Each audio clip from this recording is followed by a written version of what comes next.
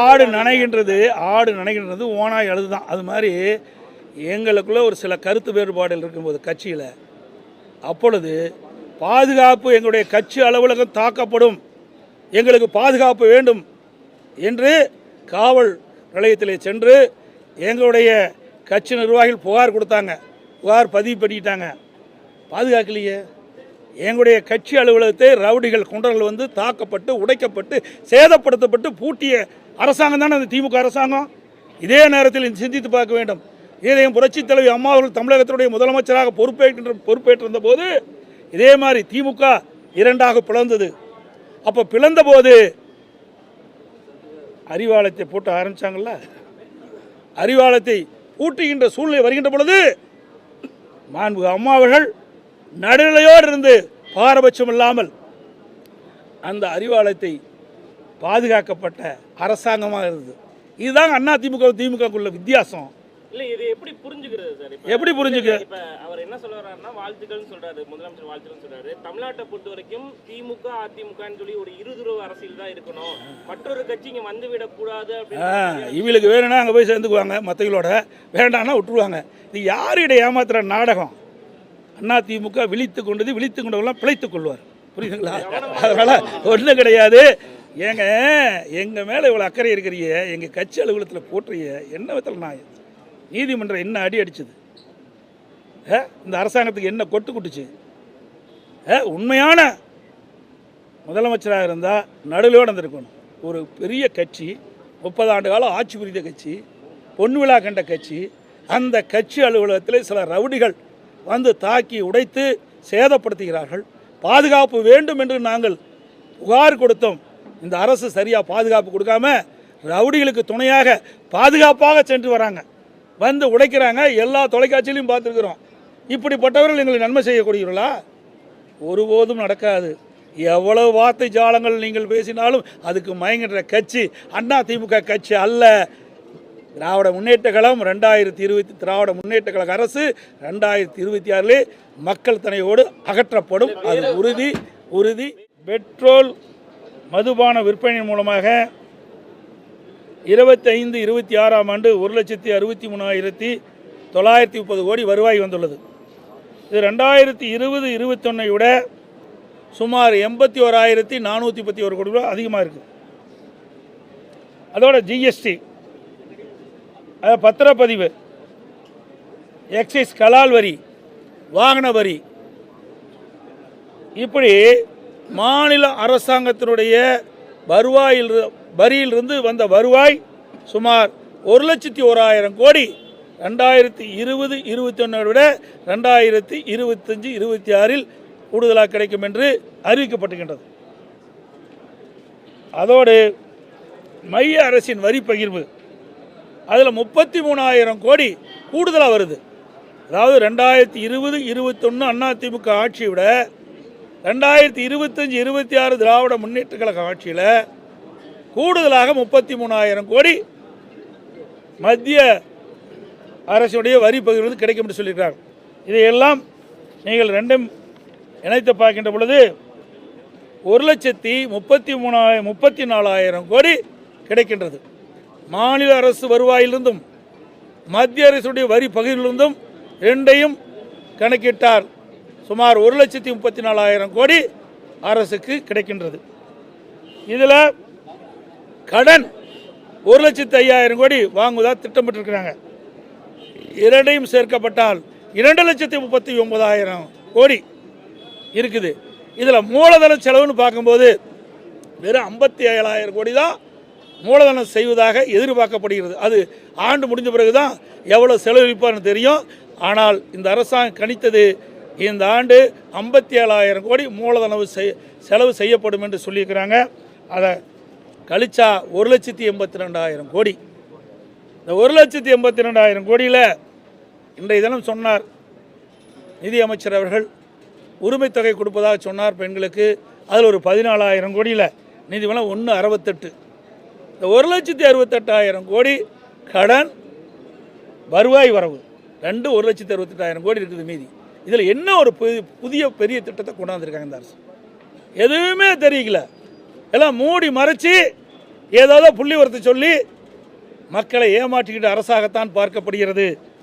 கடன் மேல் கடன் வாங்கி இன்றைக்கு தமிழ்நாட்டு மக்கள் மீது மிகப்பெரிய கடனை சுமத்தியதுதான் இந்த ஆட்சியினுடைய சாதனை. அதோட பசு வீடுகளை பற்றி சொன்னார். 25% வீடுகள் கட்டாமல் விட்டுட்டு போயிட்டாங்கன்னு உங்களுக்கு எல்லோருக்கும் தெரியும். கொரோனா காலம் 2019-20 கடைசியில் 2020 கொரோனா காலம். அதனால் அந்த பணிகள் முழுமையாக நிறைவேறப்படல ஒழிய அதற்கு முந்தி அம்மா இருக்கின்ற பொழுது 3 லட்சம் வீடுகள் கட்டப்பட்டன. 11லேருந்து 16 வரைக்கும் 3 லட்சம் வீடுகள் பசு வீடு கட்டி கொடுத்தோம். பிறகு 2016 அம்மா 60,000 வீடுகள் அறிவித்தாங்க. அப்புறம் நான் முதலமைச்சரான பிறகு வருஷத்துக்கு 20,000 சொன்னேன். 40,000 அதில் 1 லட்சம் வீடு தான். அதில் தான் 20% நிலுவையாக இருந்தது. அந்த நிலுவை கூட கொரோனா இருந்த காலத்தினால் அந்த பணி தடைப்பட்டதை ஒழிய அரசின் மெத்தன போக்கினால் அல்ல என்பதையும் இந்த நேரத்தில் சுட்டி காட்டுறேன். அதோட எவ்வளோ புள்ளி வரும் சொன்னார், தொழிற்சாலைகள் பற்றிலாம் சொன்னார். ஆனால் இவருடைய ஆட்சி ஏற்பட்ட பிறகு மின்கட்டண உயர்வு, மூலப்பொருட்களுடைய விலை உயர்வு, இதையெல்லாம் அதோட இந்த உற்பத்தி செய்யப்பட்ட பொருளை சந்தைப்படுத்த முடியல. இதனால் சிறு குறு தொழில்கள் சுமார் 10,000 தொழில்கள் மூடப்பட்டிருக்கின்றன. இதனால் பல பேருக்கு வேலைவாய்ப்பு தான் இழந்திருக்கிறாங்க. இந்த மின்கட்டண உயர்வுனால இங்கே வர வேண்டிய சிறு குறு தொழிலெலாம் அண்டை மாநிலத்துக்கு போயிட்டுருக்குது. இதுதான் நிலைமை. அதோட நாங்கள் கூட கேட்டோம், இந்த ஆட்சி ஏற்பட்ட பிறகு எப்போ பார்த்தாலும் புதிய தொழிற்சாலை வந்திருக்குது, இன்றைக்கு வேலைவாய்ப்பு பெருகுது, பொருளாதாரம் அதிகமாகும்னு சொல்லிட்டு இருக்காங்க. நாங்கள் கேட்குறோம், திராவிட முன்னேற்ற கழகம் ஆட்சி வந்த பிறகு இன்றைக்கு தொழில் முதலீட்டாளர் மாநாடு நடத்துனீங்க, எவ்வளோ தொழில் வந்திருக்குது, எவ்வளோ முதலீடு செஞ்சுருக்கிறாங்க, அந்த தொழிற்சாலையுடைய நிலைமை என்ன, இல்லை முடிஞ்சு எவ்வளோ பேருக்கு வேலை கிடைச்சிருக்கு, அதெல்லாம் வெள்ளை அறிக்கை விடுன்னு கேட்டோம். இது வரைக்கும் எந்த பதிலும் அரசாங்கத்திடத்தில் இல்லை. அத்தனையுமே ஒரு ட்ராமா மாதிரி தான் இருக்குது. அத்தனையும் ஒரு பொய் செய்தி வெளியிட்டு மக்களை ஏமாற்றுகின்ற அரசாகத்தான் இந்த ஸ்டாலின் மாடல் அரசு இருக்குது. இதோட ஸ்பெயின் நாட்டுக்கு போனார். இன்றைக்கு புதிய தொழிற்சாலை அமைக்கணும்னு சொல்லி புரிந்துணர்வு ஒப்பந்தம் போட்டார். யாரை கூப்பிட்டு? தமிழ்நாட்டு தொழிலதிபர் அளித்து ஸ்பெயினில் ஒப்பந்தம் போட்ட முதலமைச்சர் தான் இன்றைய முதலமைச்சர்.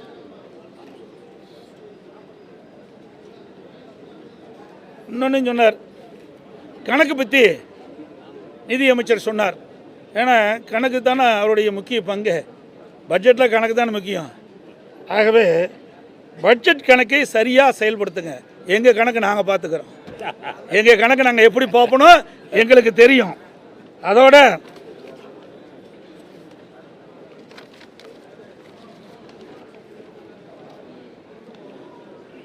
ஆடு நனைகிறது என்று ஓனாய் அழுதுதான். எங்கள் மீது நீங்கள் கரிசனம் காட்ட தேவையில்லை. புரியுதுங்களா? எங்கள் கணக்கை நாங்கள் பார்த்துக்கிறோம். அது எப்படி பார்க்கணும் எங்களுக்கு தெரியும். அதோட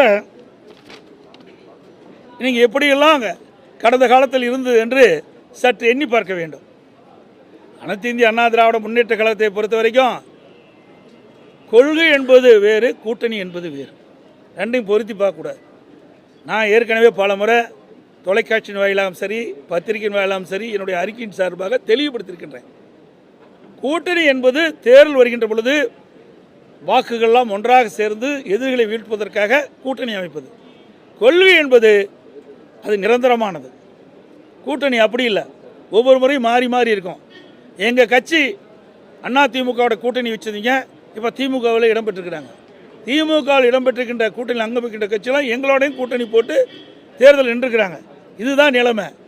கொள்கை வேறு, கூட்டணி வேறு. இது எங்களுடைய நிலைமை. திமுக அப்படி இல்லை.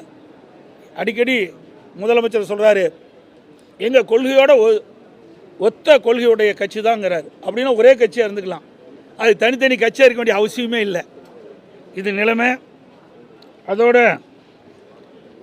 நீங்கள் பார்த்தீங்கன்னா திராவிட முன்னேற்ற கழகம் கூட்டணி பற்றி சொல்லிட்டு இருக்கார்.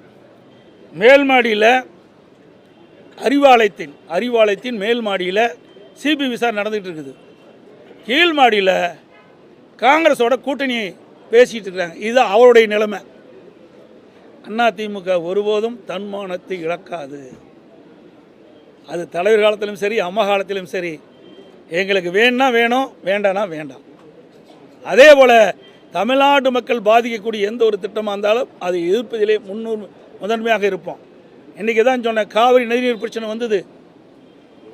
உச்சநீதிமன்றம் அளித்த தீர்ப்பை மத்திய அரசு நடைமுறைப்படுத்த காலதாமதம் செய்த காரணத்தினால் எங்களுடைய நாடாளுமன்றங்கள் கூட்டணியில் அங்கம் வச்சால் கூட நாங்கள் எங்களுடைய நாடாளுமன்றங்கள் தமிழ்நாடு விவசாயிகளுடைய நலன் கருதி, தமிழ்நாட்டு மக்களுடைய நலன் கருதி உச்சநீதிமன்ற தீர்ப்பை விரைவாக அமல்படுத்த வேண்டும் என்று தொடர்ந்து 22 நாட்கள் நாடாளுமன்ற அவையை ஒத்தி வைக்கின்ற சூழ்நிலை நாங்கள் உருவாக்கணும். நீங்கள் இப்போ பேசுகிறீங்கள, கல்விக்கு நிதி கிடைக்கல, 100 நாள் திட்டத்தில் பணிபுரிந்த அந்த தொழிலாளிக்கு நிதி கிடைக்கலன்னு சொல்கிறீங்களே, எங்கே அழுத்தம் கொடுக்கணும்? நாடாளுமன்றத்தில் அழுத்தம் கொடுக்கணும். அப்படி ஏதாவது அழுத்தம் கொடுத்துருக்குன்னு சொன்னால் எதுவுமே கிடையாது. இதுதான் திமுக நிலை. இன்னொன்னையும் சொல்கிறாரு, அண்ணா திமுக எங்களுடைய நிலையை பொறுத்து தெளிவாக சொல்கிறோம். திராவிட முன்னேற்ற கழக அரசு அகற்றப்பட வேண்டிய அரசு, அதுதான் எங்களுடைய கொள்கை, அதுதான் எங்களுடைய நிலைப்பாடு. மற்றவர்கள்லாம் எங்களுக்கு எதிரியே கிடையாது. எதிரி என்று பார்க்கின்ற போது, கட்சி நீதியாக எதிர்பார்க்கின்ற போது, கட்சி நீதியாக பார்க்கின்ற பொழுது திராவிட முன்னேற்ற கழகம்தான் எங்களுக்கு எதிர்க்கட்சியாக செயல்பட்டு கொண்டிருக்கிறது. மக்கள் விரோத ஆட்சியை தமிழகத்தில் அகற்றப்பட வேண்டும், அதுதான் எங்களுடைய நிலை. அதோட இன்றைக்கி காங்கிரஸோட கூட்டணி வச்சுருக்கிறாங்க. ஒரு காலத்தில் என்ன பேசுனாங்க திமுக? எமர்ஜென்சி வந்தது, இதனால் திராவிட முன்னேற்ற கழக தலைவர்களுக்கெல்லாம் கடுமையாக பாதிக்கப்பட்டது. விசா சட்டத்தில் எங்களையெல்லாம் அரெஸ்ட் பண்ணாங்க. அது கூட கலைஞருடைய நூற்றாண்டு விழாவில் அந்த நூற்றாண்டு விழா காட்சிப்படுத்தும் போது ஒரு காட்சிப்படுத்தினாங்க. அதில் ஸ்டாலின் அவர் மிசா சட்டத்தில் சிறைச்சாலையில் இருக்கிற மாதிரி. அப்படிப்பட்ட கட்சியோடு நீங்கள் கூட்டணி வச்சுருக்கிறீங்க. எமர்ஜென்சி கொண்டாந்து, மிசா சட்டம் கொண்டாந்து, நீங்கள் பாதிக்கப்பட்ட சொன்ன அந்த காங்கிரஸ் கட்சியோட நீங்கள் கூட்டணி வச்சிருக்கிறீங்க. எங்களுக்கு அப்படிப்பட்ட நிலைமையெல்லாம் எப்பொழுதும் வராது. திமுக உங்கள் மீது அக்கறையா இருக்குன்னு நினைக்கிறீங்களா, இல்ல அரசியல் ரீதியா குழப்பம் ஏற்படுத்த முயற்சி? எப்படி அக்கறையா இருக்குன்னு சொல்றீங்க? நான் தான் சொல்றேன், ஆடு நனைகின்றது ஓனாய் அழுதுதான். அது மாதிரி எங்களுக்குள்ள ஒரு சில கருத்து வேறுபாடுகள் இருக்கும்போது கட்சியில், அப்பொழுது பாதுகாப்பு, எங்களுடைய கட்சி அலுவலகம் தாக்கப்படும், எங்களுக்கு பாதுகாப்பு வேண்டும் என்று காவல் நிலையத்தில் சென்று எங்களுடைய கட்சி நிர்வாகிகள் புகார் கொடுத்தாங்க. புகார் பதிவு பண்ணிட்டாங்க. பாதுகாக்கலையே. எங்களுடைய கட்சி அலுவலகத்தை ரவுடிகள் குண்டர்கள் தாக்கப்பட்டு, உடைக்கப்பட்டு, சேதப்படுத்தப்பட்டு பூட்டிய அரசாங்கம் தானே அந்த திமுக அரசாங்கம். இதே நேரத்தில் சிந்தித்து பார்க்க வேண்டும். இதையும் புரட்சி தலைவி அம்மா அவர்கள் தமிழகத்தினுடைய முதலமைச்சராக பொறுப்பேற்றிருந்த போது இதே மாதிரி திமுக 2ஆக பிளந்தது. அப்போ பிளந்த போது அறிவாலயத்தை போட்டு ஆரம்பிச்சாங்கல்ல, அறிவாலயத்தை பூட்டுகின்ற சூழ்நிலை வருகின்ற பொழுது மாண்பு அம்மா அவர்கள் நடுநிலையோடு இருந்து பாரபட்சம் இல்லாமல் அந்த அறிவாலயத்தை பாதுகாக்கப்பட்ட அரசாங்கமாக இருந்தது. இதுதான் அண்ணா திமுகக்குள்ள வித்தியாசம். இல்ல, இது எப்படி புரிஞ்சுக்கிறது சார்? எப்படி புரிஞ்சுக்க? இப்ப அவர் என்ன சொல்ல வர்றாருன்னா, வாழ்த்துக்கள்னு சொல்றாரு, முதலமைச்சர் வாழ்த்துக்கள்னு சொல்றாரு. தமிழ்நாட்டை பொறுத்த வரைக்கும் திமுக அதிமுகன்னு சொல்லி ஒரு இருதுருவ அரசியல் தான் இருக்கணும், மற்றொரு கட்சி இங்க வந்து விடக்கூடாது அப்படின்னு. இவங்களுக்கு வேணும்னா அங்கே போய் சேர்ந்துக்குவாங்க, மற்றவங்களோட வேண்டாம்னா விட்டுருவாங்க. இது யாரிட ஏமாத்துற நாடகம்? அண்ணா திமுக விழித்து கொண்டவெல்லாம் பிழைத்துக் கொள்வார். புரியுதுங்களா? அதனால ஒன்றும் கிடையாது. எங்கள் மேலே இவ்வளோ அக்கறை இருக்கிறீங்க, எங்கள் கட்சி அலுவலகத்தில் போட்டுறீங்க, என்ன விதத்தில் நான் நீதிமன்றம் என்ன அடி அடிச்சது? இந்த அரசாங்கத்துக்கு என்ன கொட்டு குட்டுச்சு? உண்மையான முதலமைச்சராக இருந்தால் நடுவிலோடு வந்திருக்கணும். ஒரு பெரிய கட்சி, 30 ஆண்டு காலம் ஆட்சி புரிந்த கட்சி, பொன் விழா கண்ட கட்சி, அந்த கட்சி அலுவலகத்தில் சில ரவுடிகள் தாக்கி உடைத்து சேதப்படுத்துகிறார்கள். பாதுகாப்பு வேண்டும் என்று நாங்கள் புகார் கொடுத்தோம்.